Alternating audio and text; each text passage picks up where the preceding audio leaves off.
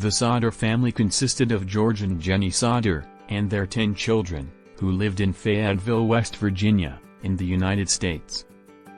On Christmas Eve in 1945, a fire broke out in the Sodder family home.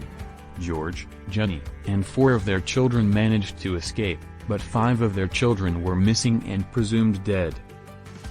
Despite an extensive search, no remains of the missing children were ever found, and their fate remains a mystery to this day.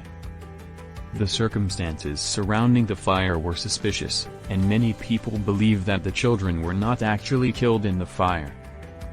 There were several strange occurrences leading up to the fire, including a suspicious salesman who was trying to sell George Sodder life insurance and threatened to burn down his house if he didn't buy it.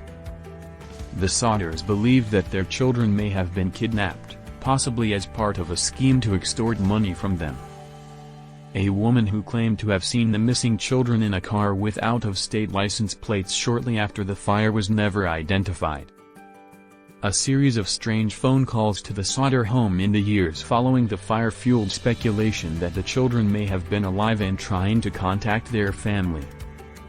The Sodders hired a private investigator to try to solve the case, but he was unable to find any conclusive evidence. In the 1960s, the Sodders excavated the site of their former home in search of their children's remains, but found nothing. The case remains unsolved to this day, and has become one of the most famous and enduring unsolved mysteries in American history. The Sodders received many letters and tips from people claiming to have information about their missing children, but none of them led to any concrete leads. Some people believe that the children were taken by the Italian mafia in retaliation for George Sodder's outspoken criticism of Italian dictator Benito Mussolini. Others believe that the children were victims of a satanic cult operating in the area. The Sodders never gave up hope that their children were alive, and George Sodder maintained a billboard on his property with pictures of his missing children until his death in 1968.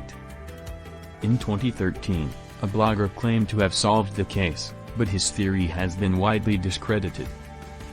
The case has been the subject of several books and documentaries, including The Children Who Went Up in Smoke by author Jeff Nesbitt. The Sodder family's story has inspired many people to never give up hope, and to keep searching for answers even in the face of seemingly insurmountable obstacles. The case remains open, and the Sodder family has offered a $10,000 reward for any information that leads to the discovery of their missing children.